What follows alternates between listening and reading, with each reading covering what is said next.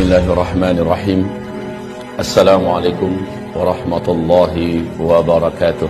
Ibarat Allah yang kami muliakan, menurut BMKG Indonesia dan juga para pakar gempa dari luar negeri mengatakan Indonesia punya peluang mengalami gempa, apalagi Jawa yang memiliki 2 sesar raksasa di Jawa ini, termasuk di Jabodetabek sampai ke Cirebon, kemudian di daerah Jawa Timur termasuk Jogja, itu ada sesar yang sangat besar, ditambah beberapa sesar lainnya. Ini kalau terjadi gempa yang dahsyat, diperkirakan sampai 9,5 skala Richter. Akan seperti apa nasib kita ke depan? Allahu a'lam. Kita hanya berdoa dan berharap semoga tidak, semoga tidak. Saya juga berharap demikian dan kita aminkan bersama-sama. Mari, amin ya rabbana amin. Kulali, seorang pakar gempa Australia, baru saja menyampaikan bahwa dari Selat Sunda sana, dari Pandeglang, ada potensi gempa di dataran dangkal. Dan ini yang paling dikhawatirkan, Pak. Ini bisa menimbulkan tsunami setinggi 57 meter. Tsunami ini akan mengejar sampai seluruh Banten sampai ke Jakarta. Kalau 57 dari sana sampai Jakartanya sisanya 15 meter ketinggiannya. Apapun itu kita aminkan lagi, semoga tidak pernah terjadi. Amin.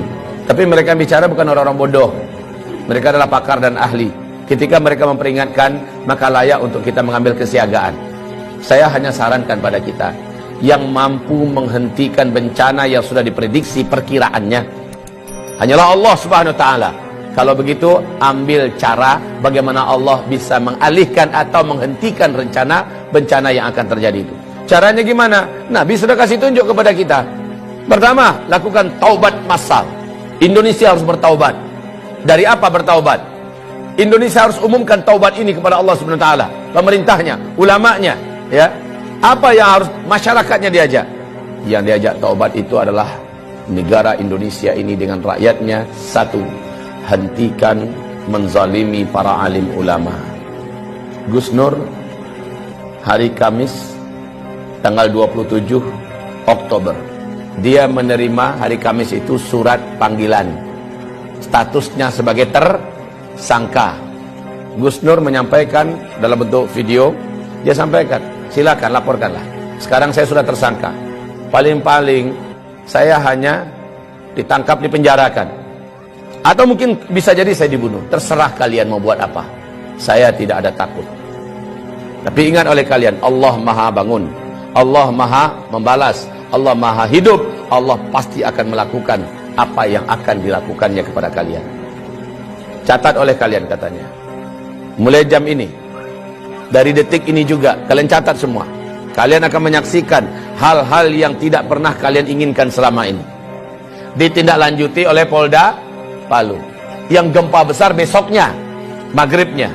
Jadi hanya selang 24 jam terjadi gempa besar di Palu sana.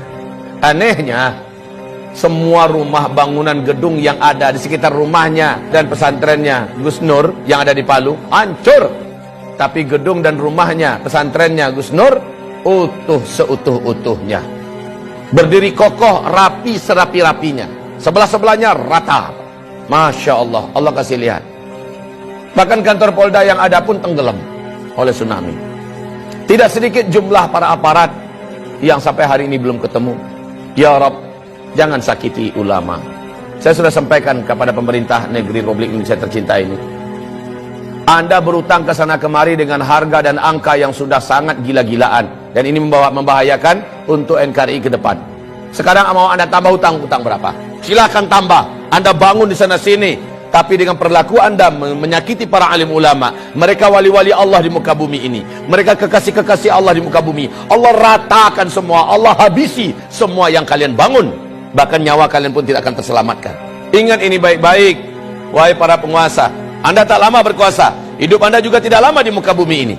Jika para alim ulama tidak Anda perlakukan dengan mulia. Ibarat Allah yang kami muliakan, tidak ada rezim yang ada dalam sejarah lalu menentang para pembawa-pembawa dakwah, melainkan rezim itu akan berakhir dengan tragis. Baca sejarah, buka Al-Quran, buka sejarah. Bagaimana setiap rezim yang berani menentang pembawa-pembawa dakwah dengan tragis. Wa kadzalika ja'alna likulli nabiyyin aduwwa syayatinal insi wal jin. Musuh-musuh dakwah ini adalah setan-setan manusia dan setan-setan jin. Demikian Allah firmankan, yuhi ba'duhum ba'da zukhrufal qawli ghurura. Konspirasi mereka sesama mereka saling rapat dan akrab dalam rangka memadamkan dakwah, tapi pada ujungnya qul ja'al haqq wa zahaqal batil. Kalau kebenaran sudah datang, kalau kebenaran sudah diusung dan dibawa, diperjuangkan, yang batil pasti akan enyah. Apa yang kurang dari Firaun? Puncuk dan puncak kekuasaan-kekuatan saat itu di tangannya. Negara-negara mana yang tidak takut dengan kekuasaan yang dimiliki oleh Firaun? Kekuasaan yang luas, bala tentara yang banyak, persenjataan yang hebat, media semuanya di tangannya, semua kekayaan ada di tangannya. Kurang apa Firaun? Dan Musa hanya seorang pendakwah biasa. Musa dengan pendampingnya Harun, Bani Israel orang-orang rakyat biasa, tapi mereka bersama Allah yang Maha Perkasa. Ketika semakin zalim Firaun kepada Musa dengan fitnah yang bermacam-macam, dengan cara yang bermacam-macam untuk menghabisi Musa, akhirnya Firaunlah yang habis. Bala tentaranya habis, lumpuh semua. Bukan sekedar lumpuh, mati semuanya, ditenggelamkan oleh Allah dalam Laut Merah. Kisah Firaun ini terulang abad demi abad, terus terulang dan berulang. Namrus sebelumnya, Ibrahim yang disasar. Namrus habis, dihabisi bala tentaranya oleh Allah hanya dengan tentara kecilnya berupa lalat.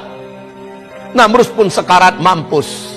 Bala tentaranya hebat-hebat, kekuasaannya yang hebat, semuanya habis oleh Allah Subhanahu wa taala ketika menyakiti wali Allah di muka bumi, yaitu Ibrahim alaihis salam, Nabiullah dan Rasul Allah, Abul Anbiya Ibrahim alaihissalam. Nabi Muhammad disakiti oleh Abu Jahal, Abu Lahab. Di Mekah dia petentang-petenteng ke sana kemari seolah dunia miliknya, membangun koalisi dan jaringan internasional kemana-mana dalam rangka menyakiti Nabi Muhammad, menyakiti para sahabat. Habis mereka dibuat oleh Allah Subhanahu wa taala. Maka rezim manapun di muka bumi ini, kalau sudah berhadapan dengan dakwah ilallah, berhadapan dengan ahli-ahli dakwah, para alim ulama, pembawa dakwah, pembawa kebenaran, Allah pasti akan tetapkan in lan tajida li sunnatillahi tabdila. Tidak akan didapatkan sunnatullah itu bisa berubah, tidak akan pernah berubah. Sunnatullah itu tetap akan terulang. Saya tidak tahu omongan ini akan sampai tidak ke telinga para pemimpin dan berkuasa yang sedang memimpin di Indonesia. Saya tidak ingin para pemimpin yang ada, rejim yang ada berakhir tragis. Tugas saya hanya sekedar menyampaikan. Saya tidak punya wewenang apa-apa dalam menurunkan azab. Saya tidak menginginkan azab turun ke Indonesia ini. Saya ingin pemimpin kita memimpin dengan baik dan benar. Roda kepemimpinan pemerintah berjalan dengan baik dan benar. Masyarakat hidup dengan makmur, sejahtera, tertanggulangi masalah-masalah berat kehidupan mereka. Agama juga terjaga dan terawat. Maka baldatun thayyibatun wa rabbun ghafur terwujud. Ini yang saya mau. Tapi ketika yang dilakukan kebalikan daripada itu, maka inilah firman Allah Subhanahu wa taala di surat Al-A'raf ayat yang ke-96, walau anna ahlal qura amanu wattaqau lafatahna alaihim barakatim minas sama' wal ard walakin kadzabu fa akhadnahum bima kanu yaksibun. Kalaulah suatu negara, suatu bangsa, penduduknya benar imannya kepada Allah dan mereka melaksanakan perintah-perintah Allah, meninggalkan larangan-larangan Allah dan Rasulnya, la fatahna alaihim barakatim minas sama'i wal ard, pasti kami bukakan selebar-lebarnya pintu-pintu barakah dan kebaikan dari langit dan juga yang keluar dari bumi. Walakin, tetapi sayang, kadzabu, mereka mendustakan, mereka melawan dan menentang. Fa'akhadnahum bima kanu yaksibun, kami siksa mereka. Fa'akhadnahum bima kanu yaksibun. Kapan siksaan itu? Apa amina ahlul qura ayatiyahum ba'suna bayata wa hum naimun? Apakah mereka merasa aman ketika dosa sudah dibuat di mana-mana, maksiat sudah dilakukan di mana-mana? Mereka masih merasa aman daripada siksa dan azab kami yang datang kepada mereka baghtatan, tiba-tiba. Wahum naimun, mereka sedang di rumah-rumah mereka, mereka sedang kumpul-kumpul dengan keluarga mereka, mereka sedang mau tidur atau sedang tidur, datang kepada mereka siksaan kami wahum naimun. Awa amina ahlul qura ayati yaum ba'suna duha, atau kami siksa mereka di waktu duha wahum yal'abun, mereka sedang main-main. Baik saudaraku, hamba-hamba Allah yang kami muliakan, insyaallah semoga bermanfaat yang saya sampaikan. Mari kita istighfar dan tutup dengan doa kafaratul majlis. Astaghfirullah, astaghfirullah, astaghfirullah. Subhanakallahumma wa bihamdika asyhadu an la ilaha illa anta astaghfiruka wa atubu ilaik. Wassalamualaikum warahmatullahi wabarakatuh.